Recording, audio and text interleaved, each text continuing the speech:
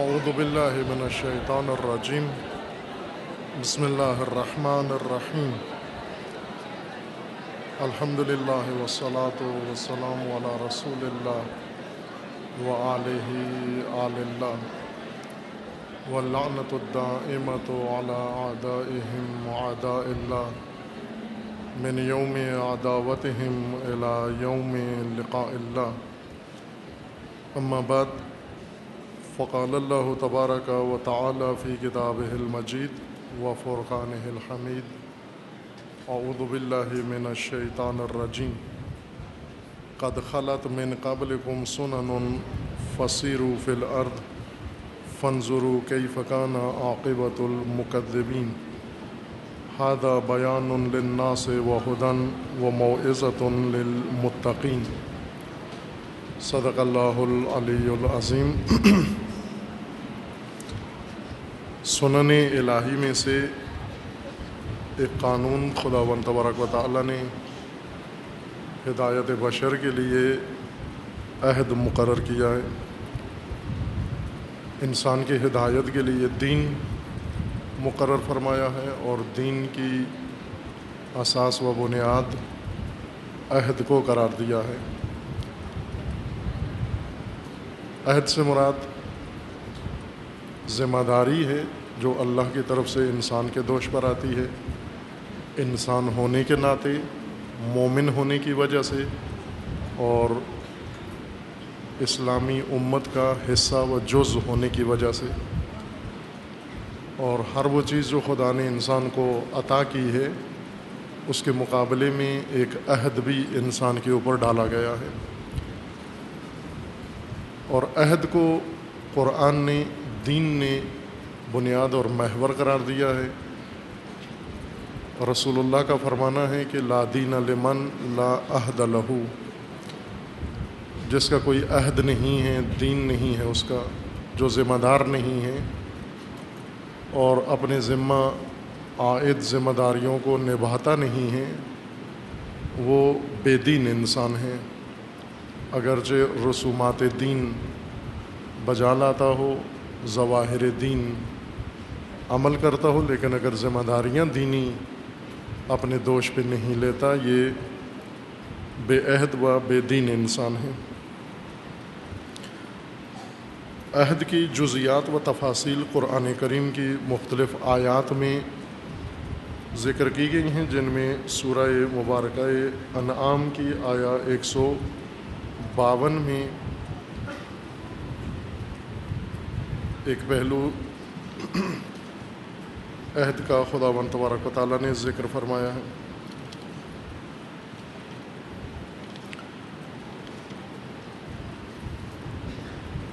آیا 152 میں ہے کہ وَلَا تَقْرَبُوا مَالَ الْيَتِيمِ إِلَّا بِالَّتِي هِيَ أَحْسَنُ حَتَّى يَبْلُغَ أَشُدَّهُ۔ یہ بات ذہن میں رکھیں کہ قرآن کریم ہدایت کی کتاب ہے، اور کتاب ہدایت کا اسلوب، طریقہ، روش ہدایتی روش ہے، لہذا علمی کتابوں کی طرح نہیں ہے قرآن کہ جس کے مختلف ابواب ہوں، مختلف فصلیں ہوں، اور ایک موضوع سے مربوط بات فقط ایک ہی پیراگراف کے اندر کی گئی ہو، یا ایک ہی صفحے کے اوپر کی گئی ہو، یا ایک ہی فصل اور باب کے اندر وہ پوری بات بیان کی گئی ہو۔ یہ علمی اسلوب یہی ہے کہ اسی طرح ہونا چاہیے۔ علمی طریقہ یہی ہے کہ ایک موضوع سے مربوط ساری بات ایک جگہ کر دی جائے، وہ بات جب ختم ہو جائے پھر دوسرا موضوع شروع کیا جائے، اس کی تکمیل کے بعد تیسرا موضوع آغاز کیا جائے، اور اس کے متعلق جتنے مباحث ہیں، وہ ابحاث ہیں، مطالب ہیں، وہ سارے یکجا بیان کر دیے جائیں، اور ان کے بعد اسی طرح ترتیب کے ساتھ موضوعات دیگر شروع ہوں۔ جو اہل قلم و علماء صاحبان ہنر ہیں، واقعاً عالم ہیں، کمرشل نہیں بلکہ علم کی وجہ سے صاحب قلم بنتے ہیں، انہیں معلوم ہے کہ علمی کتاب کس طرح سے تدوین ہوتی ہے، کس طرح سے لکھی جاتی ہے، کس طرح تالیف کی جاتی ہے۔ بعض کتابیں علمی ہیں لیکن ان کے اندر روش عالمانہ نہیں ہے، اسلوب ان کا عالمانہ نہیں ہے، عامیانہ ہے یا تاجرانہ اسلوب ہے ان کے اندر۔ ہدایت کی کتاب علمی کتابوں سے مختلف ہے، چونکہ علمی کتاب کا ہدف و مقصد کچھ اور ہے اور ہدایت کی کتاب کا مقصود اور ہے۔ ہدایت کی کتاب میں ممکن ہے ایک ہی موضوع منتشر حالت میں بیان کیا جائے، یکجا بیان نہیں کیا گیا۔ مثلا ہم عہد کو قرآن میں ملاحظہ کریں تو عہد کی بحث پورے قرآن کے اندر ہے، ہر سورہ کے اندر اور چند آیات کے اندر جو مختلف صورتوں کے اندر ہیں، اول سے آخر تک عہد کی بحث قرآن میں پھیلی ہوئی ہے۔ ایک ہی سورہ مکمل عہد کے بارے میں نہیں ہے، ہر مطلب کے ساتھ عہد کا ذکر ہے، اس لیے کہ ہدایت کا اسلوب یہ ہے کہ جہاں پر مناسب ہو، جہاں ضرورت ہو اور جہاں تاثیر ہو مطلب ہدایت، وہاں ذکر کیا جاتا ہے۔ جب ہدایت کے لیے مناسب فضا ہموار ہو جائے، بن جائے، اس وقت وہاں پر ہدایت کا نقطہ ذکر کیا جاتا ہے۔ اس لیے عہد ہی کی بات قرآن میں، پورے قرآن کے اندر ہے، جہاں بھی ایک مطلب انسان کی ہدایت سے مربوط بیان ہوا اور اس کا تعلق عہد سے تھا، وہاں عہد کا ذکر آ گیا ہے۔ کہیں حکم ہے، فرمان ہے اور اس کے ساتھ عہد کا ذکر ہے، کہیں پہ من ہے، نہی ہے اور اس کے ساتھ عہد کا ذکر آیا ہے، کہیں پہ جہاد کی بات ہے اور وہاں عہد کا ذکر آیا ہے، کسی جگہ پر اطاعت کی بات ہے اور ساتھ ہی عہد کا تذکرہ آیا ہے۔ چونکہ یہ سارے امور عہد سے تعلق رکھتے ہیں، اطاعت کو عہد سے کاٹ کے ذکر کیا جائے، اطاعت کا باب الگ ہو، عہد کا باب الگ ہو، انسان کم ایسی صلاحیت رکھتے ہیں جو ان دونوں کو آپس میں ملا سکیں، ان کو آپس میں ربط دے سکیں۔ اس لیے جہاں عہد کی مناسبت بنتی تھی ہدایت کے عنوان سے، اس آیت کے اندر یا اس مطلب کے ضمن میں اللہ تعالیٰ نے عہد کا ذکر کیا ہے۔ ان مثالوں میں سے ایک سورہ مبارکہ انعام کی آیا 152 ہے۔ یہاں پر ایک معمول کا معاشرتی عمل ہے جو ہر معاشرے کے اندر پیش آتا ہے، یہ حادثہ تکرار ہوتا ہے۔ کچھ لوگ حادثات میں وفات پا جاتے ہیں، بیماریوں کی وجہ سے اموات ہو جاتی ہیں، یا معرکوں کے اندر شہید ہو جاتے ہیں اور ان کی اولاد یتیم ہو جاتی ہے۔ یتیم ہونا معاشرتی زندگی کا ایک حصہ ہے، انسانی زندگی کا جز ہے کہ بہت سارے بچے وہ اپنے والدین کو، دونوں کو یا والد کو ہاتھ سے دے کھو بیٹھتے ہیں، وفات ہو جاتی ہے ان کی، اور یہ یتیم رہ جاتے ہیں۔ یتیم نابالغ، ویسے تو سارے یتیم ہیں، بوڑھے بھی یتیم ہیں، جن کے ماں باپ مر گئے ہیں وہ یتیم ہیں، لیکن اصطلاح قرآن میں یتیم نابالغ بچوں کو کہا جاتا ہے، جن کو جو خود اپنے کفیل، اپنے ذمہ دار اور اپنے قدموں پہ نہیں کھڑے ہو سکتے، اپنے تمام امور خود انجام نہیں دے سکتے، عمر ان کی کم ہے، سن کے لحاظ سے کم ہے، ایسے بچوں کو یتیم کہا جاتا ہے۔ ویسے لغت میں جس کا باپ مر گیا ہو اسے یتیم کہہ سکتے ہیں آپ، بوڑھے لوگ بھی یتیم ہیں جو ان کے ماں باپ مر گئے ہیں، لیکن اصطلاح میں ان کو یتیم نہیں کہتے۔ چھوٹے بچے جن کے سروں پر ماں باپ کا سایہ نہ ہو، فراوان ہیں معاشرے کے اندر، یتیم بچے کم نہیں ہوتے۔ کیا فریضہ ہے، لوگوں کا کیا فریضہ ہے یتیموں کے بارے میں، کیا کریں؟ عموماً یتیموں پر ترحم کیا جاتا ہے، یتیموں کے حقوق معلوم نہیں ہیں کہ یتیموں کا کیا حق ہے ہمارے اوپر، اور یتیموں کے بارے میں انسان کی مسئولیت کیا بنتی ہے، ذمہ داری کیا بنتی ہے، وہ نبھائیں۔ زیادہ اگر کسی کے اندر جذبہ خیر و ہمدردی پیدا ہو جائے تو وہ یتیموں کو صدقہ خیرات دے دیتے ہیں، ان کی مالی مدد کر دیتے ہیں، انہیں راشن دے دیتے ہیں، ان کے بارے میں ترحم آمیز جملے ادا کر دیتے ہیں۔ یہ یتیموں کے لیے، یا مثلا بعض خیرین مل کر یتیم خانہ بنا دیتے ہیں اور اس کے اوپر بورڈ لگا دیتے ہیں یتیم خانہ، اور ان کو اس مدرسے میں یا ہاسٹل میں یتیم خانے میں رکھتے ہیں، کھانا پینا دیتے ہیں، لوگوں سے چندے مانگ کر، لوگوں سے زکوٰۃ و فطرہ اکٹھا کر کے، اور یہ خدمت یتیم سمجھتے ہیں۔ یہ یتیم خانہ بنانا دینی عمل یا دینی طریقہ نہیں ہے۔ یتیم خانہ بنانا کہ یتیموں کو دوسرے معاشروں سے الگ کر کے، کاٹ کے، ہم الگ کر کے یتیم خانہ بنا دیں اور ان کا بورڈ بھی یتیم خانے کا لگا دیں تاکہ انہیں احساس ہو کہ ہم یتیم ہیں، یعنی دوسروں کے رحم و کرم پر ہیں، دوسرے ہمیں کچھ دیں گے تو ہم کھائیں گے، دوسرے ہماری مدد کریں گے ہم کھائیں گے۔ اب یہ پڑ جاتے ہیں، پل جاتے ہیں، بڑے ہو جاتے ہیں، لیکن یہ احساس ان کے اندر رہتا ہے ہمیشہ کہ میں یتیم خانے میں رہا ہوں، اور دوسروں کو بھی پتہ ہے یتیم خانے میں رہا ہے۔ اس لیے یہ احساس کمی اور احساس کمتری یتیم خانے کے اندر اس کے ہاں پیدا ہو جاتا ہے۔ یہ مغربی ویلفیئر این جی اوز کا طریقہ ہے یتیم خانے بنانا۔ یتیم خانہ، یتیم کی پرورش کا حکم دین نے دیا ہے، لیکن یتیم خانہ بنانے کا سٹائل، جس طرح ہم مسجد چلاتے ہیں تنظیم بنا کر، الیکشن ہوتے ہیں مسجد میں، مسجد اللہ کا گھر ہے، دین کا گھر ہے، اور دین کا گھر چلانے کے لیے شیطانی طریقہ کار سے مسجد چلاتے ہیں۔ مسجد میں کینڈیڈیٹ ہوتے ہیں، الیکشن ہوتا ہے، پارٹیاں ہوتی ہیں، کمپین چلتی ہے، ایک دوسرے پہ کیچڑ اچھالتے ہیں، ایک دوسرے کو رسوا کرتے ہیں، پھر ایک پارٹی الیکشن جیت جاتی ہے، دوسری اپوزیشن بن جاتی ہے، اور اس طرح سے ایک دوسرے کی ٹانگیں کھینچتے ہیں۔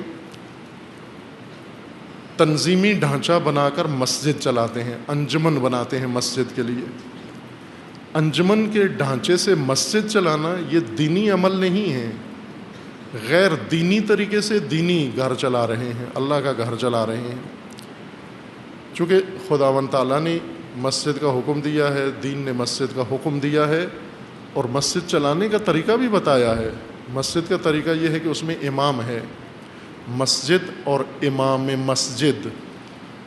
این جی اوز کے طریقے سے تنظیمی ڈگر پر جب مسجد کا نظام چلتا ہے، مسجد تنظیم کے ہاتھ میں ہوتی ہے، امام ملازم ہوتا ہے انجمن کا تنخواہ خار، تنخواہ پہ نماز پڑھاتا ہے، 2 رکعت کا امام، علامہ اقبال کے بقول یہ 2 رکعت کا ملازم تنخواہ لیتا ہے، اور انجمن اس پر حکم چلاتی ہے، انجمن اسے فرمان دیتی ہے۔ امام امامت نہیں کرتا مسجد کی، امام نظام امامت مسجد میں قائم نہیں کرتا، اور لوگ بھی اسے امام نہیں مانتے، اسے ملازم مانتے ہیں، اور ملازموں والا اس کے ساتھ رویہ اختیار کرتے ہیں۔ امامت کا کوئی تصور مسجد میں نہیں ہوتا۔ یتیموں کے بارے میں ہم نے این جی اوز کا طریقہ اپنایا ہے کہ ویلفیئر سوسائٹیوں کے اندر جہاں نادار لوگوں کے لیے جیسے اولڈ ہاؤس بناتے ہیں، کیئر ہاؤس۔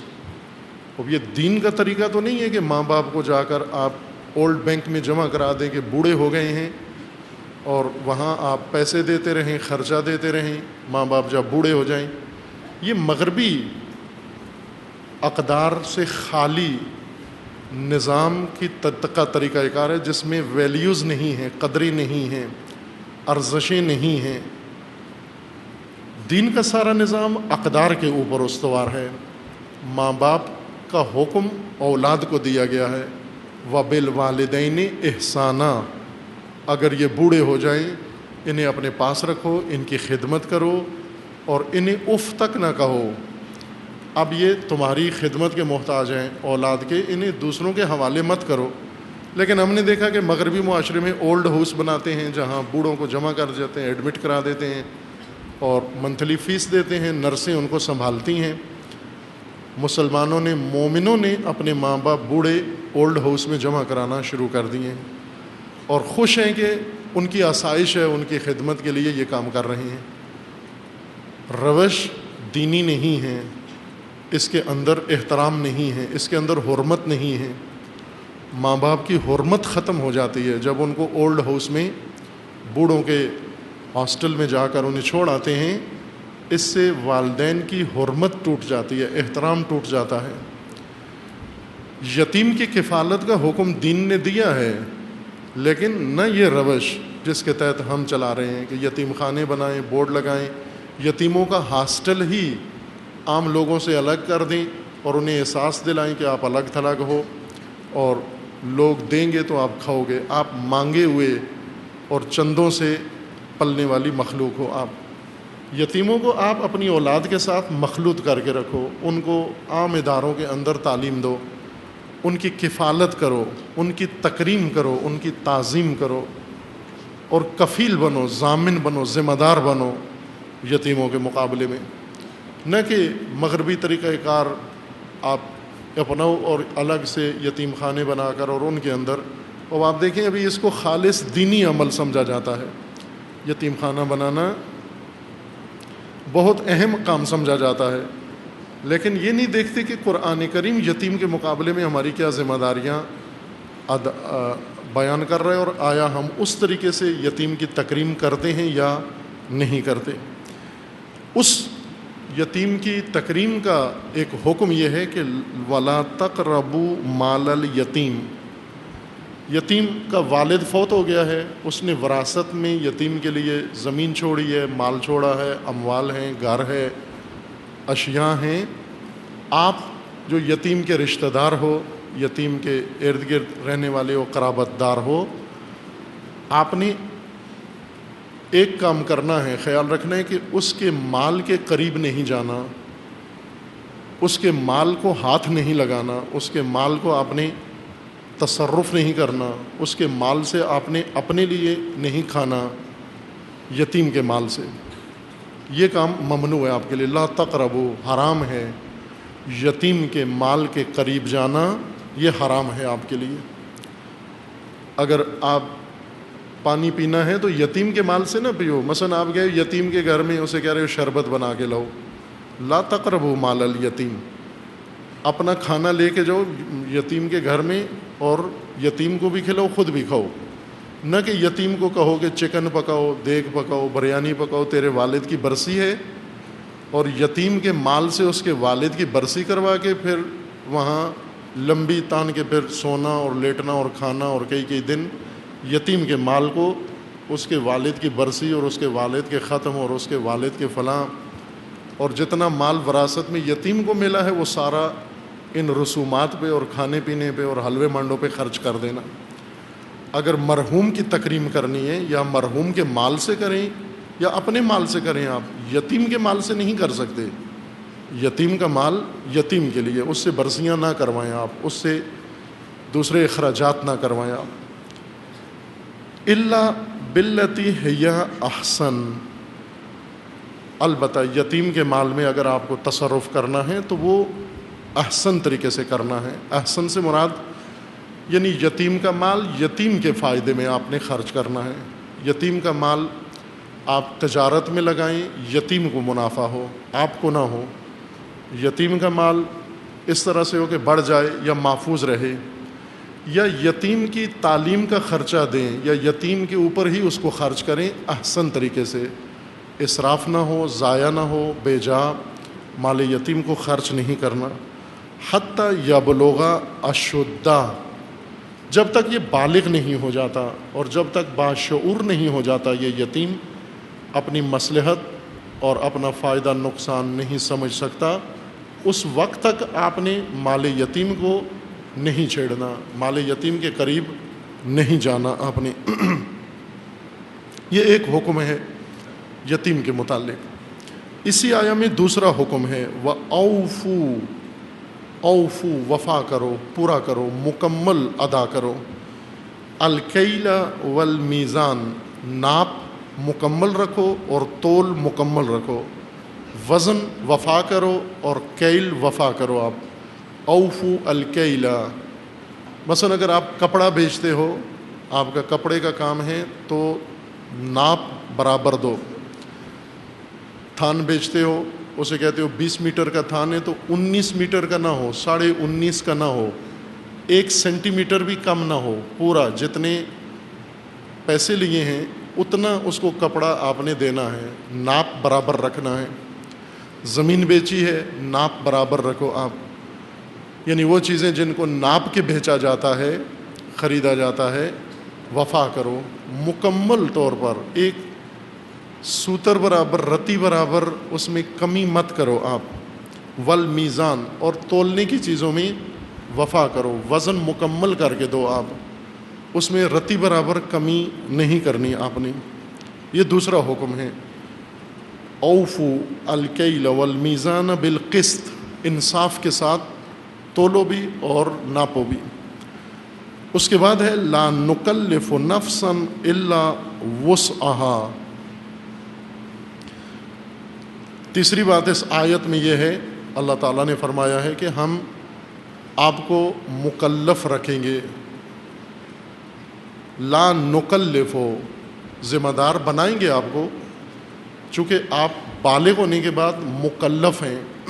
یہ قرآن نے انسان کے لیے خصوصیت ذکر کی ہے تمام مخلوقات میں کہ انسان مکلف ہے۔ مکلف یعنی بھاری ذمہ داریاں، پرمشقت ذمہ داریاں اور زحمت والی ذمہ داریاں جن کے اندر انسان کو تکلیف اٹھانا پڑے گی، وہ ذمہ داریاں ہم نے تمہارے اوپر ڈالنی ہیں، لیکن اتنی نہیں ڈالیں گے کہ آپ اٹھا نہ سکو۔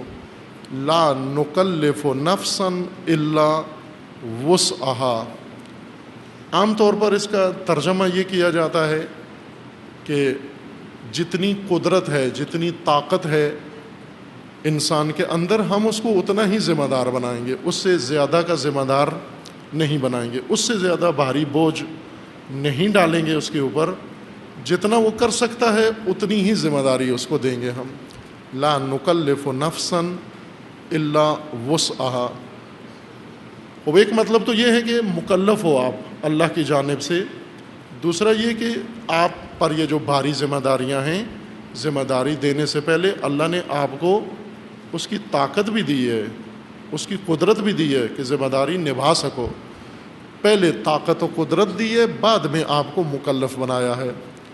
یعنی عام طور پر یہ معنی آیت کا کرتے ہیں تو اس سے یہ بھی مد نظر رکھتے ہیں کہ طاقت پہلے دی ہے اللہ نے اور تکلیف یا ذمہ داری بعد میں عائد کی ہے۔ اور تیسرا یہ ہے کہ اتنی ہی ہم نے آپ کو زحمت دی ہے یا ذمہ داری دی ہے جتنی آپ کے اندر قدرت اور طاقت ہے، توازن ہے ذمہ داری میں اور ذمہ داری کو ادا کرنے کے لیے طاقت میں اور قوت میں۔ لیکن اگر دقت کریں ہم، آیت کے اندر معنی دیگر بھی موجود ہے، جیسا بعض مفسرین نے اس معنی کی طرف اشارہ کیا ہے، دقت سے انسان متوجہ ہو جاتا ہے اس کی طرف، اور وہ یہ ہے کہ لا نکلف نفسا الا وسعها، ہم نے آپ کو مکلف بنانا ہے، آپ کے اوپر ذمہ داری ڈالنی ہے۔ وہ ذمہ داری کون سی ہوگی؟ وہ وسع کے علاوہ کوئی اور نہیں ہے۔ یہ طلباء علماء جو عربی قوانین پڑھتے ہیں اور سمجھتے ہیں اور جانتے ہیں، وہ متوجہ اس نقطے کی طرف کہ جو لفظ استعمال کیا گیا ہے نکلفو، جس وزن کے ساتھ اور جس باب سے یہ مادہ استعمال کیا گیا، یہ لفظ چنا گیا ہے، اس میں دو مفعول کی ضرورت ہے۔ مثلا آپ کو ذمہ داری دی، یہ آپ پر نماز واجب قرار دی، آپ پر نماز ڈالی، نماز واجب قرار دی آپ پر۔ نکلفو آپ کو مکلف کیا، ذمہ داری دی. اب یہاں دو چیزوں کی وضاحت ہونی چاہیے تھی. ایک جس کو ذمہ دار بنا رہے ہیں، اور ایک جو ذمہ داری اس کے دوش پہ ڈال رہے ہیں.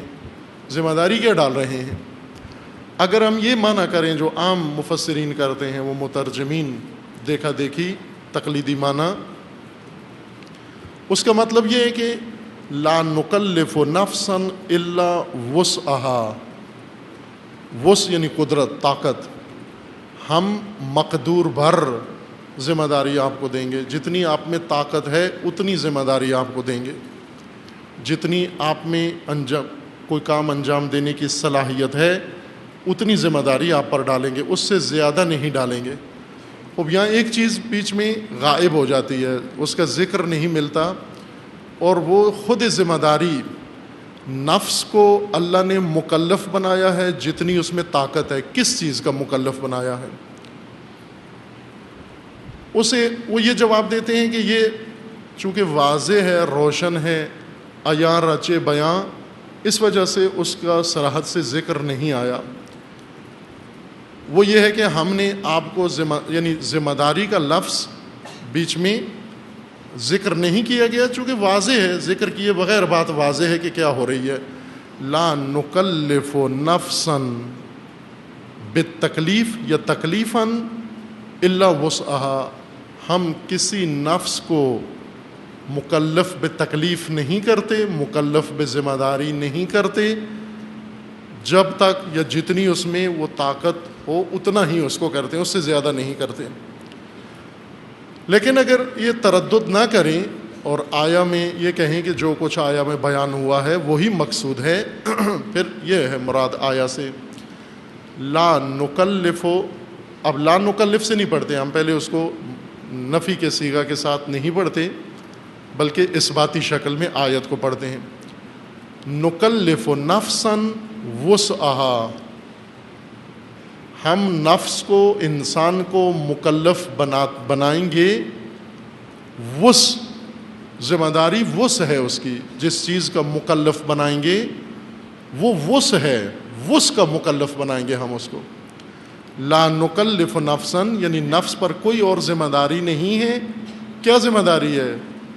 وس کی ذمہ داری ہے اس پر کہ وس پیدا کرے یہ نفس اپنے اندر، وس حاصل کرے یہ نفس. وس کشادگی کو کہتے ہیں. وس کا مطلب ہے کشادگی. تنگی کے مقابلے میں جس شعبے میں تنگی ہے اس تنگ شعبے کے اندر آپ مکلف ہو، آپ کی ذمہ داری. مثلا اگر رزق کم ہے آپ کی کیا ذمہ داری ہے؟ بھیک مانگنا؟ نہ، بلکہ اس تنگی کو ختم کرنا. وسعت رزق آپ کی ذمہ داری ہے. علم کم ہے آپ کا، وہ کیا ذمہ داری ہے آپ کی؟ جہالت؟ نہ، وسعت علم آپ کی ذمہ داری ہے. اگر آپ کے پاس ٹیکنالوجی کی کمی ہے، تنگی ہے، کیا ذمہ داری ہے؟ وسعت. اس تنگی کو ختم کرو، وسعت لو اس کے اندر، کشادگی لو اس کے اندر. اگر آپ کے پاس بجلی کی کمی ہے، کیا ذمہ داری ہے؟ مکلف کس بات کے ہو؟ وسعت کے. وس لو اس کے اندر، جتنی ضرورت ہے اتنی بجلی پیدا کرو، یہ ذمہ داری ہے تمہاری. اگر گندم کم پیدا ہو رہی ہے، وہ کیا کرو؟ وس کے مکلف ہو تم، وسعت پیدا کرو. اگر تمہارے پاس ملک چلانے کے لیے پیسہ نہیں ہے تو قرضے نہ لو آپ عالمی بینک سے، IMF سے، یہ غلامانہ نظام سے سود پہ قرضے مت لو. غلام نہ بنو، بیچو مت اپنی ملک کو، مملکت ہو، قوم کو، بلکہ کیا کرو؟ کوشش کرو، وس لو، ملک کے اندر وسعت پیدا کرو تاکہ خود کفیل ہو جاؤ، بے نیاز ہو جاؤ، ضرورت نہ پڑے تمہیں ان چیزوں کی. لا نکلف نفسا الا وسعها. وسع نفس تمہاری یعنی جتنی قدرت و طاقت ہے تمہارے نفس کی، کشادگی کی، وہی تمہاری ذمہ داری ہے، وہی تمہاری ذمہ داری ہے. آج ہم ایک ایسے معاشرے میں رہ رہے ہیں جس میں ہر لحاظ سے تنگی ہے. وسائل کی تنگی، مال و دولت کی تنگی، روزگار کی تنگی، علم کی تنگی، معیشت کی تنگی، معاشرت کی تنگی، امن و امان کی تنگی، ہر پہلو سے تنگی ہے. اور ہمیں تعلیم کیا دی جاتی ہے؟ گدائی کی، کہ یہ کام کرو اتنا مل جائے گا، یہ کام کرو اتنا مل جائے گا. ابھی پاکستان کو عالمی اداروں نے سود پہ قرضہ دیا ہے، اتنا قرض دیا ہے انہوں نے جو پہلے 60 سال میں مختلف حکومتوں نے لے کے ضائع کیا ہے. اس پورے قرض سے زیادہ اس حکومت نے قرض لے لیا ہے جب سے آئی ہے 2 سال کے اندر. 60 سال کا قرض ایک طرف اور اس گورنمنٹ نے قرض جو لیا ہے وہ ایک طرف. اور پھر عالمی ادارے نے اعلان بھی کر دیا ہے کہ اب پاکستان دیوالیہ ملک نہیں ہے بلکہ پاکستان کی معیشت بہتر ہو رہی ہے. چونکہ 60 سال جتنا قرضہ لیا ہے انہوں نے، اتنا آپ نے 2 سال میں دے کے. قرض کا مطلب کیا ہے کہ یہ قرض اور اس پر اس سے 2 گنا زیادہ سود. مثلا آپ کو اگر $1 کروڑ دیتے ہیں، 2 کروڑ آپ سے واپس لیں گے، 2.5 کروڑ آپ سے واپس لیں گے. 1 کروڑ آپ نے دیا ہے، 2.5 کروڑ آپ نے واپس کرنا ہے. وہ قرض لے کے مملکت چلانا وس نہیں ہے. آپ مکلف بے اقراض نہیں ہو، مکلف بے وس ہو. آپ چائنا سے لا کر مارکیٹ اپنی بھرو، یہ نہیں ہے تمہاری ذمہ داری کہ چائنا سے لا کر اپنے ملک میں بازار بھر دو. یہ وس نہیں ہے، یہ وس چائنا ہے. چائنا کی اقتصاد اور معیشت بہتر ہو رہی ہے، اقتصاد بہتر ہو رہی ہے، پھیل رہی ہے. تمہاری اقتصاد نابود ہو رہی ہے. تم مارکیٹ ہو، وہ فیکٹری ہے، اور ہمیشہ مارکیٹ سے فیکٹری والا کماتا ہے. مارکیٹ نہیں کماتی، مارکیٹ لے کر فیکٹری کو دیتی ہے. صنعتیں چلتی ہیں مارکیٹوں سے. پاکستان مارکیٹ ہے، چائنا انڈسٹری ہے. اگر مارکیٹ بھری ہوئی ہے تو آپ خوش نہ ہو، چائنا خوش ہو کہ پاکستان کی مارکیٹ بھری ہوئی ہے. چائنا کے مال سے پاکستانی روئے کہ ہماری منڈی میں کوئی چیز ہماری اپنی نہیں ہے، ساری مارکیٹ چائنا سے بھری ہوئی ہے. آپ مکلف بوس ہو، آپ مکلف ہو کہ اپنی ہر تنگی کو دور کرو، تنگ دستی کو دور کرو. مثلا آپ شیعہ ہو، آپ بحیثیت شیعہ قوم، شیعہ ملت، کیا تمہیں کسی پہلو سے کوئی تنگی ہے؟ اگر تنگی ہے تو آپ مکلف ہو اس تنگی کو دور کرو. یہ آپ کی ذمہ داری ہے، نہ یہ کہ گدائی کرو. یہ دوسرا معنی ہے اس آیت کا جو بعض دیگر مفسرین نے اشارہ کیا. میں نے بھی صرف اشارہ کر دیا، ابھی اس کی جزیات نہیں بیان کی. چوتھا مطلب اس آیت میں یہ ہے وَإِذَا قُلْتُمْ، جب بات کرو، فَعْدِلُوا، انصاف کی بات کرو. بات کرتے ہوئے خیال رکھو، ایسے ہی نہ منہ کھول کے ہانک دو، جو نکلتا ہے نکلنے دو. جب بھی اذا قلتم، جب بھی بات کرو، فعدلوا، عدالت کی بات کرو، انصاف کی بات کرو، درست بات کرو، حق کی بات کرو. وَلَوْ كَانَ ذَا قُرْبَى، اگرچہ وہ تمہارے رشتہ داروں کے بارے میں ہی کیوں نہ ہو. اگر آپ کے رشتہ دار کے بارے میں بات آپ کو کرنا پڑ رہی ہے، عدالت کی بات کرو، حق کی بات کرو. اگر غلطی آپ کے بھائی کی ہے، غلطی آپ کے والد کی ہے، غلطی آپ کے رشتہ دار کی ہے، ناانصافی یہ کر رہا ہے، ظلم یہ کر رہا ہے، اور آپ کو بات کرنے کا موقع ملا ہے، عدالت کے ساتھ بولو، آپ انصاف کے ساتھ بولو. فعدلوا اذا قلتم، جب بھی بات وقت آئے، اگرچہ رشتہ دار کے بارے میں، آپ عدالت کے ساتھ بات کرو. فعدلوا، حق بات کرو، درست بات کرو. یہ نہیں ہے کہ یہ میرا بھائی ہے، یہ میرا رشتہ دار ہے، یہ میرا چچا ہے، یہ میرا ماموں ہے، یہ میری برادری کا ہے، یہ میری قوم کا ہے، یہ میرے علاقے کا ہے، میں اس کا ساتھ دوں. یہ جاہلیت ہے. جاہلیت میں قانون جاہلیت یہ تھا رسول اللہ سے پہلے، اسلام سے پہلے، کہ کونوا اونا لاخیک، اپنے بھائی کے ساتھی بنو، ظالمن او مظلوما. یہ مت دیکھو کہ وہ ظالم ہے یا مظلوم ہے. برادری کی مدد کرو، قبیلے کی مدد کرو، قوم کی حمایت کرو. اپنے بھائی کی مدد کرو ہمیشہ. رسول اللہ نے فرمایا یہ جاہلیت ہے، یہ حماقت ہے، یہ بے وقوفی ہے. کونوا اونن للمظلوم، دین نے یہ نعرہ بدل دیا. کہا اگر آپ نے اون بننا ہے و مددگار بننا ہے، ساتھی بننا ہے، تو مظلوم کے ساتھی بنو. آپ وہ تمہارا بھائی ہو یا تمہارا مخالف ہو. اگر تمہارا مخالف مظلوم ہے آپ اس کے حامی بن جاؤ، تمہارا بھائی مظلوم ہے آپ اس کے حامی بن جاؤ. جو بھی مظلوم ہے آپ اس کے حامی بنو. جاہلیت ہے وہ خطرناک جاہلیت، تباہ کن جاہلیت. ہمیشہ اپنی برادری کے حامی رہو، ہمیشہ اپنی قوم کے حامی رہو، ہمیشہ اپنے قبیلے کے حامی رہو، ہمیشہ اپنے رشتہ دار کے حامی رہو.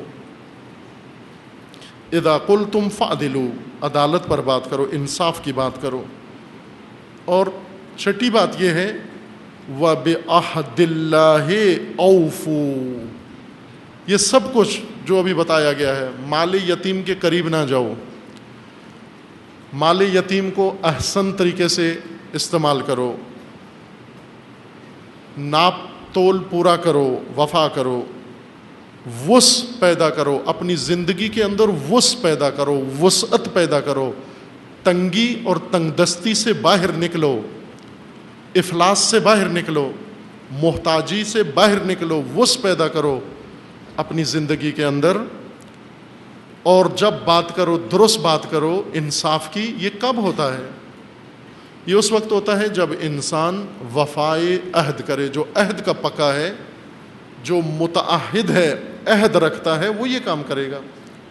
ورنہ جو عہد ہی نہیں رکھتا اور عہد کا پابند نہیں ہے، عہد کا وفادار نہیں ہے، وہ نہ پورا تولے گا، نہ درست بولے گا، وہ مال یتیم کو نظر انداز نہیں کرے گا، اسے کھائے گا، اس میں تصرف کرے گا، اور تنگ دستی کو اپنے لیے اعزاز سمجھے گا.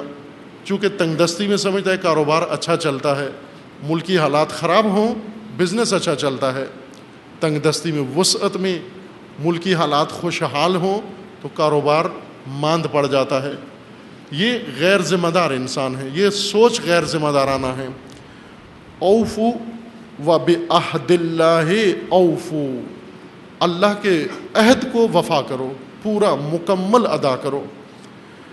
ذالکم وصاکم بہ، خدا نے اس کی تمہیں وصیت کی ہے. یہی ایک بات اللہ نے تمہیں کی ہے کہ وفائے بالعہد کرو، عہد پورا کرو. باقی اللہ نے کچھ بھی نہیں مانگا، عہد پورا کرو اپنا. اور یہ ایک کام کرو گے تو سارا دین قائم ہو جائے گا، چونکہ سارا دین عہد خدا ہے. پھر سب کچھ تمہیں انجام دینا ہوگا، سب کچھ تمہیں ادا کرنا ہوگا. لعلکم تذکرون، کہ شاید تم متوجہ ہو جاؤ ان باتوں کی طرف جنہیں اس آیہ سورہ انعام آیہ 152 میں بیان کیا گیا ہے. سورہ اعراف میں آیہ 102 میں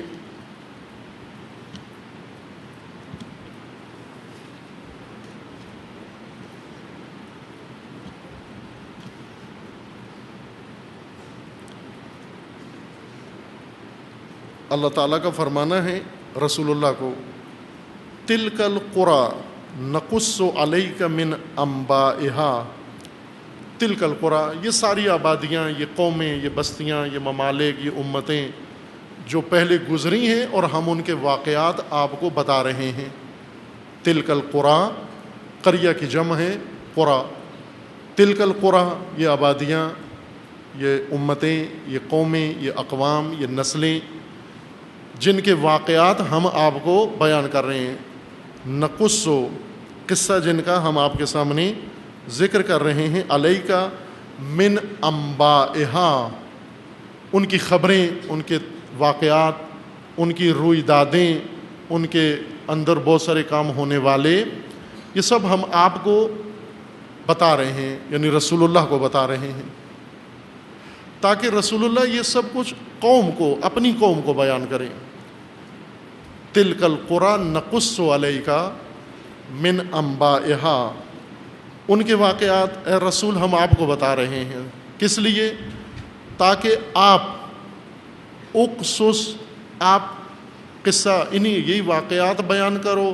نبأہم، ان کا واقعہ، ان کی نبا اپنی قوم کے لیے، تاکہ یہ متوجہ ہوں ان قوموں کے ساتھ کیا ہوا۔ سنن الہی کی بحث کے آغاز میں یہ ذکر کیا تھا کہ سابقہ قوم کا اگر تذکرہ ہوا ہے تو موجودہ قوم یہ سمجھے کہ یہ ہمارا واقعہ بیان ہو رہا ہے اور ہمارے لیے بیان ہو رہا ہے، اس لیے کہ قوموں کے اوپر جو اللہ نے قانون بنائے ہیں ایک جیسے ہیں، ان میں تبدیلی نہیں ہے، تبدیل و تحویل و تغییر نہیں ہے۔ ہر قوم کا الگ قانون نہیں بنایا اللہ نے، ایک قانون سب کے لیے بنایا ہے، اور اس قانون کے مطابق گزشتہ قوم نے عمل کیا یا نہیں کیا اور اس کا واقعہ ذکر ہوا، وہ واقعہ اگر آپ کو بیان کیا جا رہا ہے تو سمجھو آپ کا واقعہ بیان ہو رہا ہے۔ بنی اسرائیل کے واقعات آپ کے واقعات ہیں، امت اسلامیہ کے واقعات ہیں، ان کے ساتھ جو کچھ ہوا آپ کا انجام وہی ہوگا۔ ان پر عذاب نازل ہوا، جن کاموں کی وجہ سے ان پر عذاب نازل ہوا وہ کام تم نے کیے، تم پر بھی عذاب نازل ہوگا۔ جن کی وجہ سے وہ رسوا ہوئے، وہ کام تم نے کیے، تم بھی رسوا ہوگے۔ جن کی وجہ سے وہ ذلیل ہوئے، ان کاموں کی وجہ سے تم بھی ذلیل ہوگے۔ جن کاموں کی وجہ سے انہیں شکست ہوئی، انہی کاموں کی وجہ سے تمہیں بھی شکست ہوگی۔ جن راہوں پر چلے اور ناکام ہوئے، ان راہوں پر تمہیں بھی ناکامی ہوگی۔ یہ ناممکن ہے کہ جن راہوں پر انہیں ناکامی ہوئی ہے ان پر ہمیں کامیابی ہوگی، یہ حماقت ہے، یہ بے وقوفی ہے۔ سابقہ قومیں جن راہوں پر ناکام ہوئی ہیں، مثلا فرعونوں کے تحت، طاغوتوں کے تحت امتوں نے سعادت نہیں پائی۔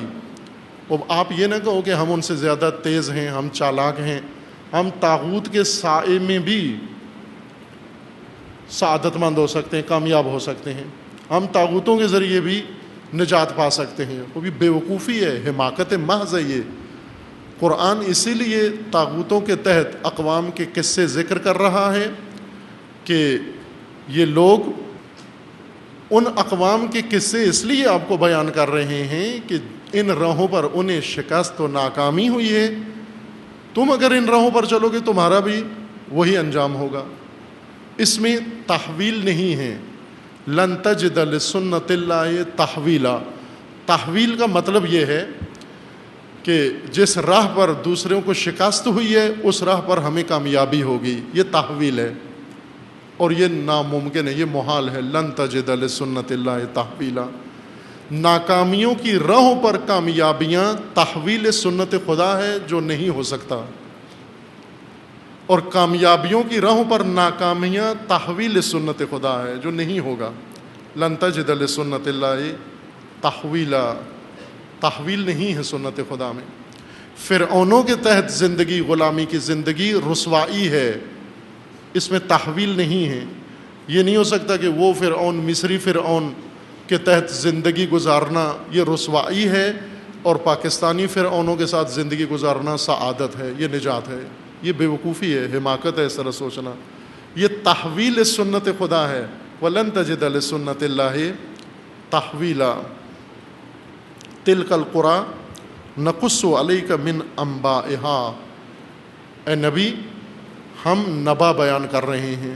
نبی کو اسی وجہ سے نبی کہتے ہیں کہ اللہ کی جانب سے خبر لیتے ہیں، واقعیت لیتے ہیں اور لے کر قوم کو بتاتے ہیں۔ خدا سے دین لینا، وحی لینا، نبا لینا، یہ نبی ہے۔ آپ کو ہم سنا رہے ہیں گزشتہ قوموں کے واقعات تاکہ آپ ان کو سنائیں، اپنی قوم کو سنائیں۔ کیا واقعات ہیں؟ وَلَقَدْ جَاءَتْهُمْ رُسُلُهُمْ بِالْبَيِّنَاتِ۔ ان کے رسل بہت واضح، بین، مبین دین ان کے پاس لے کر آئے۔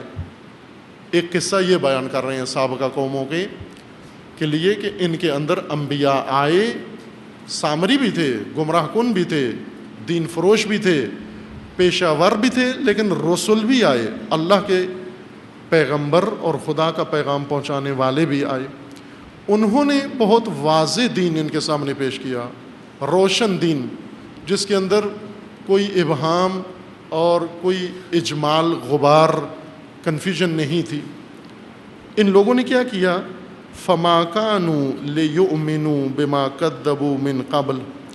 یہ ایمان لانے والے نہیں ہیں چونکہ پہلے والے انبیاء کے بینات پر ایمان نہیں لائے۔ ان قوموں نے سابقہ انبیاء کے بینات، روشن باتیں، واضح باتیں، حق باتیں نہیں مانی، اب بھی نہیں مانیں گے یہ. فما كانوا ليؤمنوا بما كذبوا من قبل كذلك يطبع الله على قلوب الكافرين. اس طرح سے ہم کافرین کے دلوں پہ مہر لگا دیتے ہیں. منکرین واضح دین اسلام ناب ان کے سامنے پیش کرو، کھلا دین انہوں نے نہیں ماننا، چونکہ دل بند ہو چکے ہیں، دلوں پہ مہر لگ گئی ہے. یہ اپنی صلاحیتیں حق سے دور رہنے کی وجہ سے کھو بیٹھے ہیں، ضائع کر بیٹھے ہیں. وما وجدنا لأکثرہم من احد. یہ سابقہ اقوام، یہ تلک القریٰ، یہ آبادیاں، یہ گزشتہ نسلیں، ان کے اندر ایک کمزوری ہم نے پائی ہے. کیا کمزوری پائی ہے؟ عہد نہیں تھا ان کا، بے عہد لوگ تھے، ذمہ دار لوگ نہیں تھے، متعہد نہیں تھے. اس وجہ سے انہوں نے انبیاء کی دعوتوں کو ٹھکرایا، بلکہ انبیاء سے مقابلہ کیا، کفر کیا، اور ان کے اوپر عذاب نازل ہوا. یہ غرق ہوئے طرح طرح کے عذاب میں. بنیادی وجہ یہ تھی کہ ما وجدنا لأکثرہم، ان کی اکثریت کو ہم نے بے عہد پایا ہے، بد عہد پایا ہے، عہد شکن پایا ہے. اکثر ان میں سے بے عہد ہیں، ذمہ دار نہیں ہیں. وما وجدنا لأکثرہم من عہد، ان کے اندر ہم نے عہد نہیں پایا. وَإِن وَجَدْنَا أَكْثَرَهُمْ لَفَاسِقِينَ، اور ہم نے ان میں سے اکثر کو فاسق پایا ہے. مومن نہیں تھے یہ، فاسق و فاجر تھے، دائرہ دین سے باہر تھے. فاسق و فاجر کا مطلب یہ ہوتا ہے کہ دین کی حد سے باہر چلا جانا، باہر زندگی گزارنا. جو بھی دین کے نظام سے باہر ہے، قرآن اس کو فاسق کہہ رہا ہے، مومن نہیں کہتا. او من کان مومنا کمن کان فاسقا، یعنی مومن وہ ہے جو دین کے تحت زندگی بسر کر رہا ہے. جو دین کے باہر زندگی بسر کر رہا ہے وہ فاجر ہے، فاسق ہے. عرب فسق و فجر، فسقہ و فجرا، فجور و فسوق استعمال کرتے ہیں. یہ آج کل آپ رمضان میں کھجور کھاتے ہیں، کھجور پہ غور کریں کھانے سے پہلے اگر حوصلہ ہو، چونکہ عموماً ہم غور نہیں کرتے کیا کھا رہے ہیں. کھجور پہ اگر غور کریں تو کھجور کے اوپر ایک پلاسٹک کی طرح ایک اوپر کھجور کے دانے پر طبیعی کور چڑھا ہوا ہوتا ہے، کہ عموماً ہمارے بازاروں میں جو کھجوریں بکتی ہیں وہ زخمی ہو چکی ہوتی ہیں، وہ کور پھٹا ہوا ہوتا ہے ان کا کھجوروں کا. عرب ایسی کھجوریں نہیں کھاتے، وہ ساری پاکستان کو ڈونیشن دے دیتے ہیں. جس کھجور کے اوپر یہ کور طبیعی طور پر درخت کے اوپر ہی بنتا ہے، یہ پلاسٹک جیسا کور، اور اس کے اندر خصوصیت بھی پلاسٹک جیسی ہے، کھجور کے غذائی مواد سے ہی بنتا ہے، پولیتھین سے نہیں بنتا، بلکہ کھجور کے غذائی مواد سے اس کا کور بنتا ہے، تاکہ کھجور کے اندر جو اصل حصہ ہے کھانے والا یہ محفوظ رہے، یہ سالم رہے. اس لیے ایک یہ کور ہوتا ہے. یہ اگر پھٹ جائے کھجور کا جو گوشت ہے وہ باہر آ جاتا ہے. میں اس کو گوشت کہہ رہا ہوں کھجور کو، تاکہ آپ متوجہ ہو جائیں. وہ کھجور کا گوشت باہر نظر آنا شروع ہو جاتا ہے. عرب کو یہ کھجور دیں وہ پھینک دے گا، وہ نہیں کھاتا، کبھی بھی نہیں کھاتا. پھر اس کے بعد وہ جو کھجور کا گوشت ہے، جسے فوراً لے کے ہم دانتوں میں چباتے ہیں، چیرتے ہیں، پھاڑتے ہیں، اس کے اندر گٹھلی نکلتی ہے، ہڈی. اس کے اندر پیٹ میں اس کی ہڈی ہوتی ہے، کھجور کے پیٹ میں. پس 2 دفعہ کھجور کا 2 کور ہے، ایک جس میں کھجور کا گوشت لپٹا ہوا ہے یعنی غذائی حصہ، اور ایک اندر گٹھلی ہے کھجور کی جس کے اوپر یہ غذائیت کا تہ جمی ہوئی ہے، یہ پیسٹ کھجور کا اس کے اوپر لپٹا ہوا ہے. اگر کھجور فاسد ہو جائے، خراب ہو جائے، تو سب سے پہلے اس کا اوپر کور پھٹتا ہے، پلاسٹک کور اس کا اتر جاتا ہے، ناکارہ ہو جاتی ہے کھجور، کوالٹی ڈاؤن ہو جاتی ہے اس کی. صرف پاکستان میں بکتی ہے، باقی دنیا نہیں کھاتی اس کو. خود عرب نہیں کھاتے. لیکن اگر اس سے بھی زیادہ کھجور خراب ہو جائے، زیادہ فاسد ہو جائے، زیادہ گل سڑ جائے، اس وقت کھجور کا یہ گوشت بھی پھٹ جاتا ہے اور گٹھلی باہر آ جاتی ہے. بعض اوقات تو گٹھلی بھی باہر نکلی ہوتی ہے، یا پوری یا کسی ایک طرف سے. اور یہ بہت ہی فاسد کھجور ہے، اسے تو ڈونیشن بھی نہیں دیتے، یہ پھینکنے کے قابل ہوتی ہے، جس کی گٹھلی خراب ہونے کی وجہ سے، پرانی ہو جانے کی وجہ سے نکل آئی. عربوں کے ہاں اگر کھجور کا اوپر والا کور پھٹ جائے، اس کو عرب کہتے ہیں فسقہ. فسقت تمرہ، تمرہ کا حد کور پھٹ گیا ہے اور کھجور باہر آ گئی ہے. فسقہ کور سے باہر آ گئی ہے، پردے سے باہر آ گئی ہے، اس کی تہ پھٹ گئی ہے اور باہر آ گئی ہے. اور اگر کھجور کا غذائی حصہ پھٹ کے گٹھلی باہر آ جائے، اس کو کہتے ہیں فجرہ. فجرت تمرہ، گٹھلی بھی باہر آ گئی ہے اس کی. فاسق جس نے ابتدائی حدیں توڑ دی ہوں، فاجر جس نے ساری حدیں دین کی توڑ دی ہوں، باہر آ گیا ہو، گٹھلی بھی باہر آ گئی ہو، یہ فاجر انسان ہے. یعنی اس کی زندگی دیکھیں، اس نے کاروبار کیا دین سے باہر، گھر بنایا دین سے باہر. وہ بعض گھر بناتے ہیں نا، لڑکی اغوا کر کے لے آتے ہیں، بھگا کے لے آتے ہیں اور آ کے مولانا کے پاس نکاح پڑھا رہتے ہیں. فاسق ہے، فاجر ہے. یہ نامحرم سے تعلق رکھے ہوئے، شادی نہیں کرتا، نامحرم سے تعلقات رکھے ہوئے ہیں، گرل فرینڈ بنائی ہوئی ہے، بوائے فرینڈ عورتوں نے بنایا ہوا ہے. یہ فاسق ہیں، یہ فاجر ہیں، یہ دین سے باہر ہیں. فاسق ہیں، دین خدا سے باہر ہیں. رشوتیں لے کے اپنا گھر چلاتے ہیں، رشوت خور ہیں، حرام خور ہیں، سود کھاتے ہیں، دین سے باہر ہیں، فاسق ہیں، فاجر ہیں. سیاسی نظام طاغوت کا حصہ ہیں، طاغوت کا جز ہیں، طاغوتیت کے سپورٹر ہیں، فاسق ہیں، فاجر ہیں. تجارت دین سے باہر ہو، فسق. گھر کا نظام دین سے باہر ہو، فسق. سیاست دین سے باہر ہو، فسق. اسی کو فسق کہتے ہیں.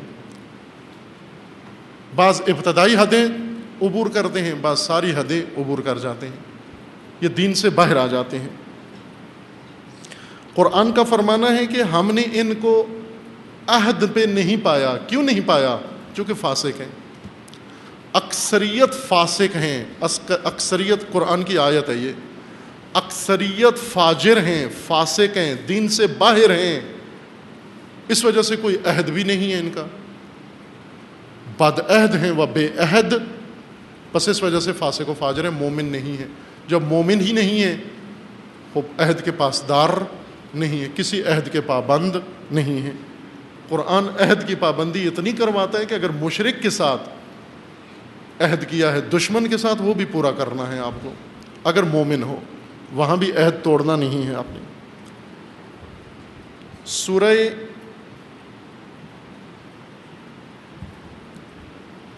توبہ میں چند آیات سورہ توبہ کی ملاحظہ کی تھی، چند آیات اس کی رہ گئی تھی. سورہ توبہ میں آیہ 4 میں ہے کہ آپ مشرکوں کے ساتھ جو عہد پورا کیا ہے، اگر وہ عہد پہ قائم ہے، آپ بھی قائم رہیں. إِلَّا الَّذِينَ عَاهَدتُّم مِّنَ الْمُشْرِكِينَ ثُمَّ لَمْ يَنْقُصُوكُمْ شَيْئًا وَلَمْ يُظَاهِرُوا عَلَيْكُمْ أَحَدًا فَأَتِمُّوا عَلَيْهِمْ عَهْدَهُمْ إِلَىٰ مُدَّتِهِمْ إِنَّ اللَّهَ يُحِبُّ الْمُتَّقِينَ. اگر آپ نے مشرکوں سے عہد کیا ہے اور انہوں نے عہد پورا کیا ہے اور آپ کے خلاف کسی دشمن کی مدد نہیں کی انہوں نے، آپ بھی ان کے ساتھ اپنا عہد وفا کریں، پورا کریں، اور یہی تقویٰ ہے، اور خدا متقین کو پسند کرتا ہے. اسی طرح ہے کہ جب تک مشرک اپنے عہد پہ باقی، آیا 7 میں پہلے پڑھا ہے، جب تک مشرک اپنے عہد پہ قائم ہیں، آپ بھی اپنے عہد پر قائم رہیں. مشرک ہونے کی وجہ سے اس کے ساتھ بد عہدی نہ کریں آپ. آیا 12 میں سورہ مبارکہ توبہ میں ہے یہ آیت سنیں، یہ اہم آیت ہے جس کی طرف مضمون کی طرف پہلے اشارہ کیا تھا۔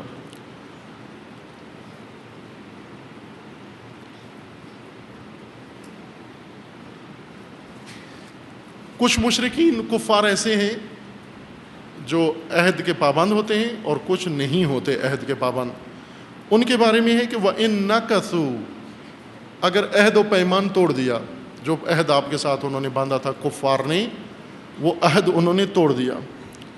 ایمانہم، ایمان نہ ایمان، ایمان یمین کی جمع ہے، ایمان قسم، عہد پیمان معاہدہ، ایمان یعنی معاہدے جو آپ سے کیے تھے انہوں نے وہ پورے کیے ہیں، وہ توڑ دیے ہیں۔ من بعد عہدہم، عہد کیا آپ کے ساتھ، ذمہ لیا، لیکن نقصوا، توڑ دیا انہوں نے یہ عہد۔ وَطَعَنُوا فِي دِينِكُمْ، اور تمہیں دین میں تانے دینے لگ رہے ہیں، دے رہے ہیں، تمہیں مسلمان ہونے کے، مومن ہونے کے تانے دے رہے ہیں۔ فَقَاتِلُوا أَئِمَّةَ الْكُفْرِ، یہ امام کفر ہیں، پیشوائے کفر ہیں، آپ کا فریضہ ان کے ساتھ سمجھوتا نہیں ہے، ساز باز نہیں ہے، لین دین نہیں ہے۔ ائمہ کفر کے خلاف آپ کا فریضہ، اگر وہ عہد کے پابند نہیں، آپ کا فریضہ جنگ ہے۔ قاتلو، جنگ کرو ان کے ساتھ، مبارزہ کرو ان کے ساتھ۔ کیوں مبارزہ کرو؟ چونکہ کافر ہیں؟ نہ، کافر ہونے کی وجہ سے، مشرک ہونے کی وجہ سے جنگ نہیں کرنی ان کے خلاف، کہ انہم لا ایمان لہم، اس وجہ سے کہ عہد کے پابند نہیں ہیں، معاہدے کے پابند نہیں ہیں، اور چونکہ عہد کے پابند نہیں ہیں، بس ایک ہی علاج ہے ان کا کہ ان کے خلاف مبارزہ کرو، جنگ کرو ان کے خلاف۔ لعلہم ینتہون، شاید یہ رک جائیں۔ قاتلوا ائمۃ الکفر، ان ائمہ کفر کو مٹا دو صفحہ زمین سے، چونکہ ان کا کوئی عہد و پیمان نہیں ہے۔ ایک آیت میں اللہ نے فرمایا کہ شر الدواب، بدترین رینگنے والے زمین پر وہ ہیں جن کا کوئی عہد و پیمان نہیں، عہد کے پاسدار نہیں، اللہ کے ساتھ عہد نہیں رکھتے، یعنی ذمہ دار نہیں۔ اس آیت میں ہے کہ نہ کہ ان سے تعلقات توڑنے ہیں اور برات اختیار کرنی ہے، بلکہ ان کے خلاف مبارزہ کرو، چونکہ ان کا کوئی عہد و پیمان نہیں ہے۔ بد عہد کے خلاف مبارزہ کرو، جنگ کرو، آپ ختم کر دو ان کو۔ اگر یہ زمین پہ رہے بد عہد و بے عہد، ان کی نسلیں بھی بد عہد و بے عہد ہوں گی۔ اور جیسا پہلے آیت پڑھی کہ اگر عہد کوئی توڑے گا، خدا اس کی اولاد کو منافق بنا دے گا، اسے بھی اور اس کی ذریت کو، آنے والی نسلوں کو خدا منافق بنا دے گا۔ اس کی نسل سے مومن پیدا نہیں ہوگا جس نے عہد توڑا، جو ذمہ دار نہیں ہیں، اپنے دوش پہ کوئی ذمہ داری نہیں لیتا یا لے کے توڑتا ہے، یہ منافقین کا دادا ہے، یہ منافقین کا جد بنے گا۔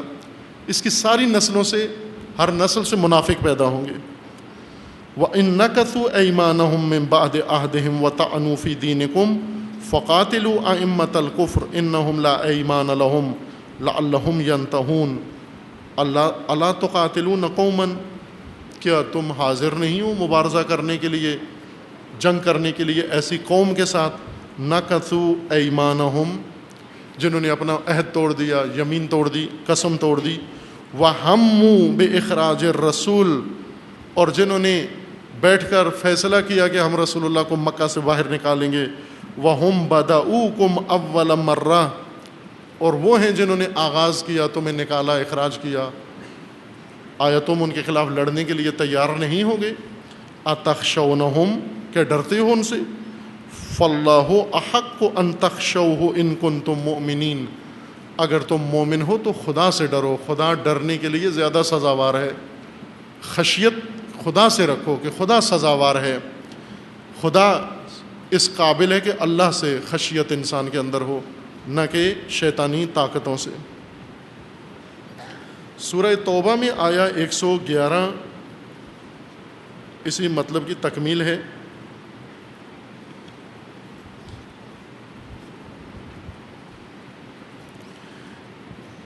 ان اللہ اشتری من المؤمنین انفسهم واموالهم بان لهم الجنہ، خدا نے مومنوں سے ان کے نفوس خرید لیے ہیں. اگر نفس بیچنا ہی ہے تو خدا کو بیچو، دنیا کو نہ بیچو، طاغوتوں کو نہ بیچو، خود فروشی نہ کرو. اگر اپنا نفس بیچنا ہے خدا کو بیچو، اور خدا خریدار ہے، مومنوں کے نفوس کا خریدار خدا ہے. ان اللہ اشتری من المؤمنین انفسهم واموالهم، ان کے نفوس و اموال خدا نے لے لیے ہیں مومنوں کے.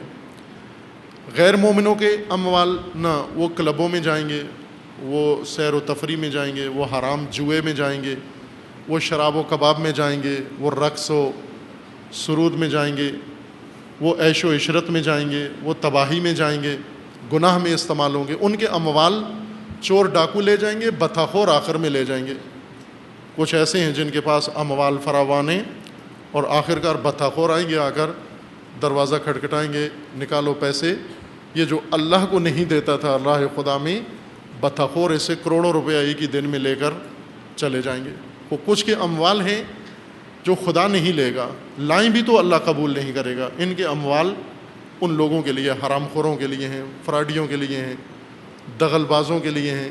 کسی کاروبار میں ان کا پیسہ ڈوب جائے گا، کسی لین دین میں ان کا پیسہ ڈوب جائے گا، چونکہ یہ حاضر نہیں ہے اللہ کی بارگاہ میں دینے کے لیے. ان کے پیسے اسی طرح جیسے آتے ہیں اسی طرح چلے بھی جاتے ہیں.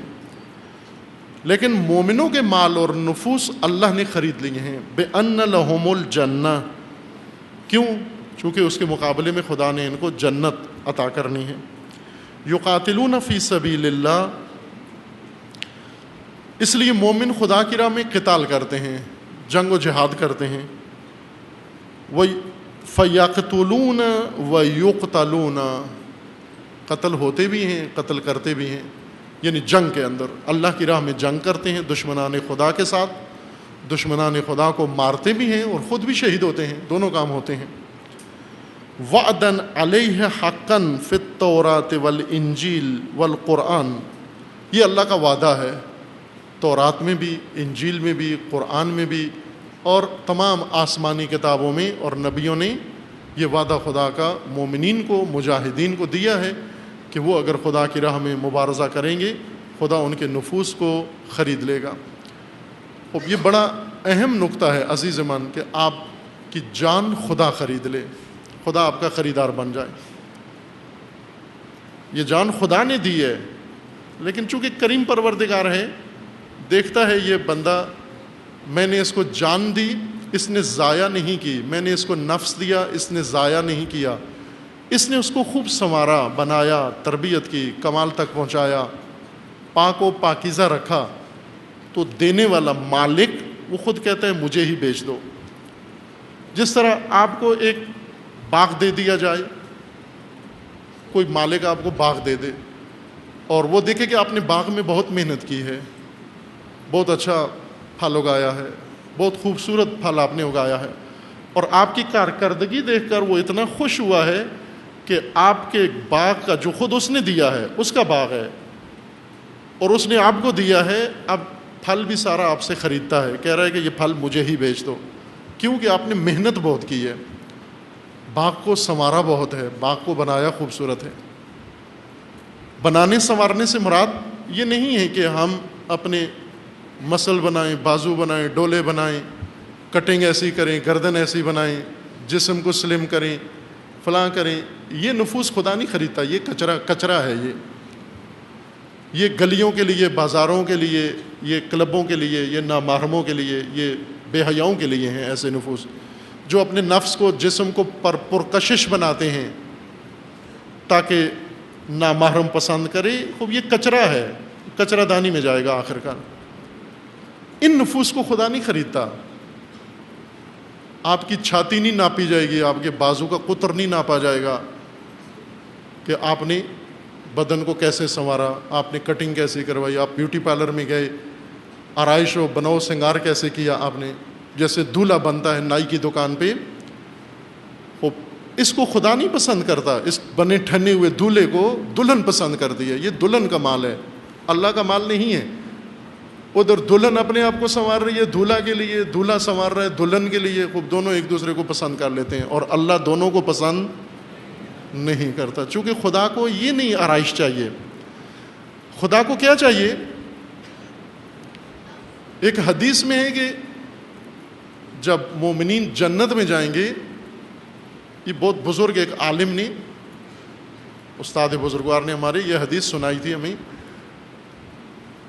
انہوں نے فرمایا کہ ایک حدیث میں ہے کہ جب مومنین جنت میں جائیں گے، خداوند تبارک تعالیٰ ملائکہ کو حکم دے گا خدا کہ ان کی جسمانی تلاشی لو، معائنہ کرو، ان سب کا جسمانی معائنہ. اب کیا چونکہ ان کے پاس کوئی چیز موبائل وغیرہ کوئی لے آئے ہیں جنت میں ساتھ، کیوں ان کا معائنہ کریں؟ فرشتوں کو خدا یہ فرمائے گا کہ ان کے جسم کا معائنہ کرو، دیکھو کہ ان کے جسم کے اندر میری راہ میں کوئی زخم، کوئی چوٹ، کوئی خراش میری راہ میں لگی ہے یا نہیں لگی. اب سب کا معائنہ کریں گے جنتیوں کا. اب اکثر کے جسموں پر کوئی ایسی خراش، چوٹ وغیرہ نہیں ہوگی، چونکہ کھجوریں بانٹ بانٹ کے جنت پہنچے ہیں. لیکن کچھ ایسے مل جائیں گے جن کے جسموں پہ زخم ہیں جو خدا کی راہ میں انہیں لگے ہیں. کچھ کے جسموں پہ خراش ہے جو اللہ کی راہ میں انہوں نے برداشت کی ہے. کچھ کے جسم پہ ایسے نشانات ہیں جو اللہ کی راہ میں انہیں یہ نشانات پڑے ہیں. خدا ملائکہ کو حکم دے گا ان کو الگ کر دو، ان کی جنت الگ ہے، انہوں نے میری راہ میں اپنے جسم پر زخم کھائے ہیں. اس مطلب کو، حدیث کے مضمون کو علامہ اقبال نے شعر بنایا ہے، خوبصورت شعر بنایا ہے، بہت عالی مرتبہ شعر ہے. شہید کے لیے، راہ خدا میں مجروح ہونے والے کے لیے، راہ خدا میں اپنی رنگت جلانے والے کے لیے، راہ خدا میں اپنے جسم کو سختی میں ڈالنے والے کے لیے یہ حدیث تھی کہ آپ کے جسموں کو دیکھا جائے گا کہ اس میں راہ خدا میں کوئی چوٹ آئی یا نہیں آئی. علامہ اقبال نے اس کو یوں شعر بنایا ہے کہ تو اب جان، نفس مراد ہے، آئینہ سے مراد نفس انسان، جان انسان ہے. تو بچا بچا کے نہ رکھ اسے، تیرا آئینہ ہے وہ آئینہ. آئینہ یعنی نفس، تیری جان جو خدا نے دی ہے اور خدا نے بنائی ہے. آئینہ تیری جان ہے اور یہ آئینہ خدا نے بنایا ہے، آئینہ ساز خدا ہے. یہ آئینہ لے کر تو اسے بچا بچا کے نہ رکھ کہ اسے اے سی سے باہر نہیں آنے دے رہا، گرم ہوا نہیں لگنے دے رہا، اس کی چربی تو کم نہیں ہونے دے رہا، اس کے اندر کوئی نشان نہیں پڑنے دے رہا. ایسے نہ کر، بچا بچا کے نہ رکھ اسے، تو بچا بچا کے نہ رکھ اسے، تیرا آئینہ ہے وہ آئینہ جو شکستہ ہو تو عزیز تر ہے نگاہ آئینہ ساز میں. یہ ٹوٹا ہوا ہو تو آئینہ بنانے والے کو بہت پسند ہے، یہ ٹوٹا ہوا اس کو پسند ہے، یہ زخمی اس کو پسند ہے، اور یہ چور چور ہوا تو اس کو بہت ہی پسند ہے.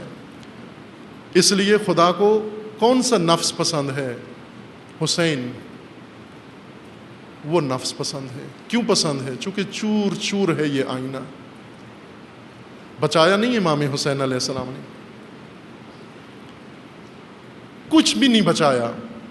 تو بچا بچا کے نہ رکھ اسے، تیرا آئینہ ہے وہ آئینہ جو شکستہ ہو تو عزیز تر ہے نگاہ آئینہ ساز میں. یہ جتنا چور چور ہو اتنا پسندیدہ ہے. اب اس لیے خدا کو حسین اتنا پسند ہے چونکہ چور چور ہے یہ آئینہ. کوئی حصہ اس کا سالم نہیں بچا، کوئی عضو اس کا سالم نہیں بچا، کوئی انگلی تک امام کی سالم نہیں بچی. امام سید ساجدین فرماتے ہیں کہ میں نے اپنے بابا کی قمیض جب ملی، واپس لوٹ کے لے گئے تھے، لوٹا ہوا مال جب ملا تو اس میں ایک کرتا پیراہن بھی سید الشہداء کا واپس ملا. امام فرماتے کہ میں نے اس میں زخم گننا چاہے کہ میرے بابا کو کتنے زخم لگے ہیں، لیکن نہیں ہو رہا تھا، زخم گنے نہیں جا رہے تھے. کیوں؟ کہ اس لباس کے اوپر جہاں نیزے کا نشان تھا وہیں تلوار کا زخم بھی لگا ہوا تھا، اور جہاں تلوار کا زخم تھا وہاں تیر کا زخم بھی تھا، اور جہاں تیر کا زخم تھا وہاں پتھر کا زخم بھی تھا. ہر چیز کا زخم تھا اس کے اندر. اس لیے چور چور تھا بدن حسین. شہادت میں ہی، شہادت سے پہلے ہی چور چور ہو گیا، زخمی ہو گیا. چہرہ انور سید الشہداء زخمی ہو گیا، پتھروں سے، زخموں سے. سید الشہداء جو سجدے میں گرے، اس وقت سجدے میں گرے جب پیشانی پہ ایک پتھر آ کے لگا سید الشہداء کو، اور سید الشہداء کی پیشانی سے خون کا ایک فوارہ نکلا باہر. اور اس زخم کے بعد سید الشہداء سے بیٹھا نہیں گیا اور فوراً امام نے سجدے میں سر رکھ دیا. خوب، یہ زخمی بدن، چور چور بدن، یہ جب سجدے میں گیا پھر زخم دیگر لگا، سر تن سے جدا ہوا. لیکن ابھی بھی یہ آئینہ پھر تھوڑا سا سالم ہے، بچا ہوا ہے. سر تن سے جدا ہونے کے بعد لاش حسین اور شہداء کو کربلا کے صحرا میں خاک پہ لٹایا گیا اور گھوڑوں سے انہیں پائمال کیا گیا. ہر لاش پہ گھوڑے دوڑائے گئے، 2 گھوڑے. امام حسین علیہ السلام کی لاش کے لیے 10 گھوڑے مقرر کیے گئے، 5 گھوڑے ایک طرف، 5 گھوڑے ایک طرف، اور ادھر کے گھوڑے ادھر کو دوڑے، ادھر کے گھوڑے ادھر کو دوڑے. اور اتنی دفعہ دوڑے کہ جب تک سید الشہداء کے جسم میں کوئی حصہ، کوئی عضو، کوئی ہڈی سالم تھی، اس وقت تک یہ دوڑتے رہے. اس وقت انہوں نے گھوڑوں کی دوڑ ختم کی جب جسم حسین پہ کوئی حصہ سالم نہیں بچا. یہ شخص جو سرغنہ تھا اس گروہ کا، یہ عمر سعد کو جا کر کہتا ہے کہ میں نے حسین کی لاش کو اس طرح پائمال کیا ہے کہ اب حسین کی ماں بھی حسین کو پہچان نہیں سکے گی. اس طرح پائمال کر دیا ہے. اور یہ بات اس نے درست کہی کہ جب ثانی زہرا حضرت زینب علیہ لاش حسین پہ پہنچی تو پہچان نہیں سکی، اور دیکھ کر کہتی ہیں اَأَنْتَ الحسین، تو حسین ہے؟ وہ حسین جو میں نے بھیجا تھا خیمے سے، وہ نہیں تھا یہ حسین، تو حسین ہے. پہچان نہیں سکی، بہن پہچان نہیں سکی. اس طرح آئینہ چور چور ہو گیا. اور جب دفن سید الشہداء کا وقت آیا تو روایات میں ہے کہ بنی اسد والے جب شہداء کو دفن کر رہے تھے تو ایک ایسی نقاب پوش شخصیت بھی ان کی مدد کر رہی تھی اور انہیں بتا رہی تھی کہ یہ فلاں شہید ہے، یہ فلاں شہید ہے. جب دفن کرتے تھے وہ کہتے تھے اس کے اوپر تختی لگاؤ کہ ھذا قبر علی ابن الحسین الاکبر، یہ علی اکبر کی قبر ہے. یہاں پر یہ تختی لگاؤ، یہ حبیب ابن مظاہر کی قبر ہے. وہ لوگ حیران ہوئے، کہنے لگے کہ آپ کیسے ان ساری لاشوں کو جانتے ہو، کس طرح سے پہچانتے ہو ان لاشوں کو؟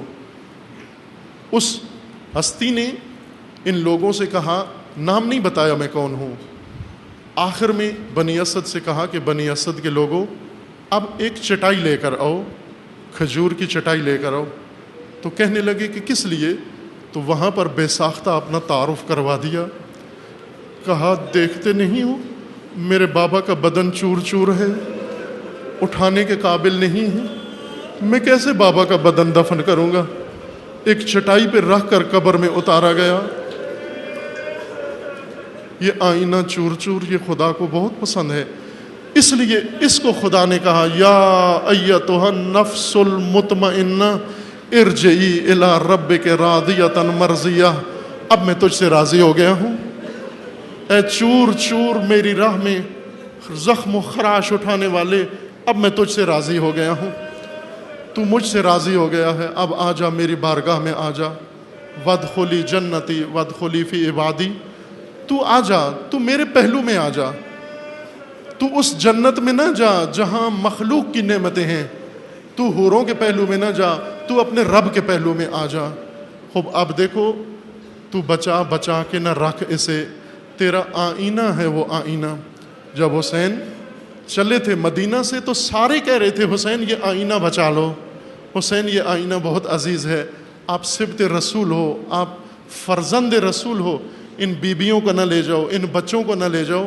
لیکن امام کا فرمانا تھا کہ تم جو سمجھ رہے ہو بات وہ نہیں ہے. خدا کو کیا پسند ہے؟ ان اللہ شاء ان یرانی قتیلا، وَأَن يَرَاهُنَّ سَبَايَا، خدا پسند کرتا ہے میں قتل ہو جاؤں، میں چور چور ہو جاؤں، یہ ذبح ہو جائیں اور یہ بیبیاں اسیر ہو جائیں، یہ اللہ کو پسند ہے۔ یہ آئین خدا کو پسند ہیں، جنہوں نے خدا کی راہ میں اپنے جسم پہ کوئی رسی بندھوائی ہے، جنہوں نے اپنے جسم پہ کوئی نشان لگایا ہے۔ تو قیامت میں جب ملائکہ خدا کو بتائیں گے اے پروردگار، ہم نے ان تیرے بندوں میں ایسے نفوس پائے ہیں جن کے جسم کا کوئی حصہ سالم نہیں ہے، ہر حصہ چور چور ہو گیا، اور ایسے میں کیا ملائکہ خدا کو نہیں بتائیں گے کہ اے پروردگار، ہم نے ایک ایسی ماں اور بیٹی بھی دیکھی ہیں کہ جو آئینہ شکستہ ہیں، جو پہلو شکستہ ہیں، تیری خاطر اس کا پہلو زخمی ہو گیا، وہ زخم ہے، اور خدایا تیری خاطر ان کے ان کے ہاتھوں میں رسن باندھے گئے۔ اور یہ حسین کا حال تھا۔ زینب اولیاء جب واپس پہنچی ہیں مدینہ تو آ کر اپنے نانا کی قبر پر حاضر ہو کر لوگوں کو کہتی ہیں نانا کی قبر سے باہر چلے جاؤ، مجھے نانا سے کچھ بات کرنی ہے۔ کیا بات کرنی ہے؟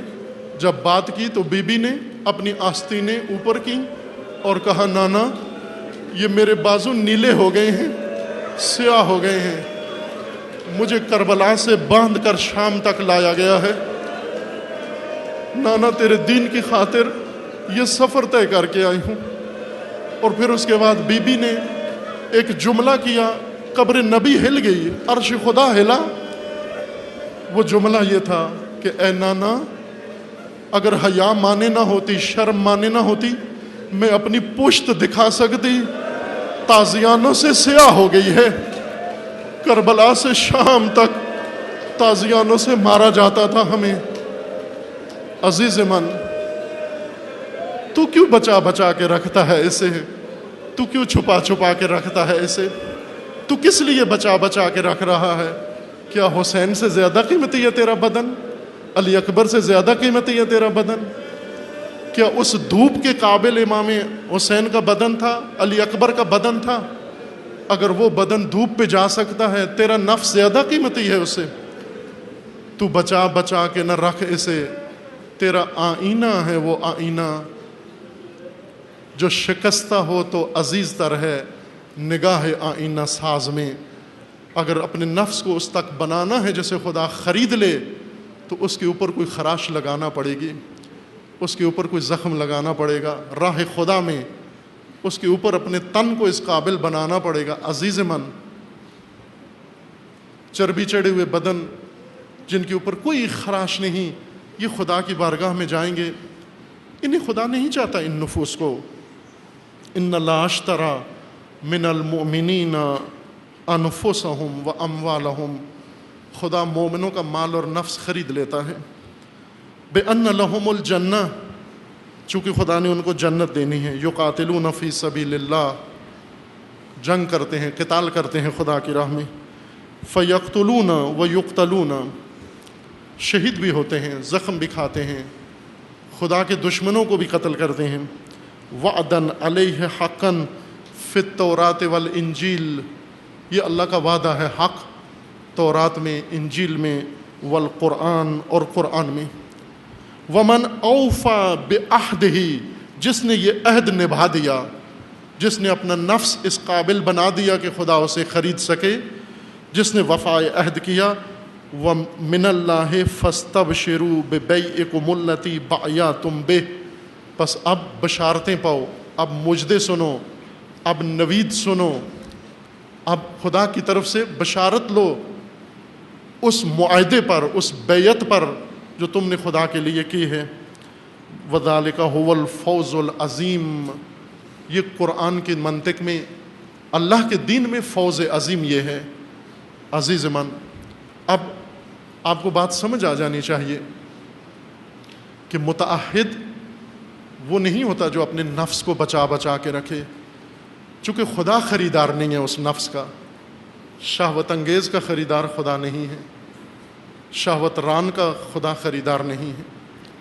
خدا خرید لیتا ہے چونکہ بنائے اس نے ہیں، لیکن دیکھتا ہے کہ اس نے میری راہ میں اس نفس کو کہاں تک پہنچایا ہے، اس جسم کو کہاں تک پہنچایا ہے۔ خداوند تبارک و تعالی خرید لیتا ہے۔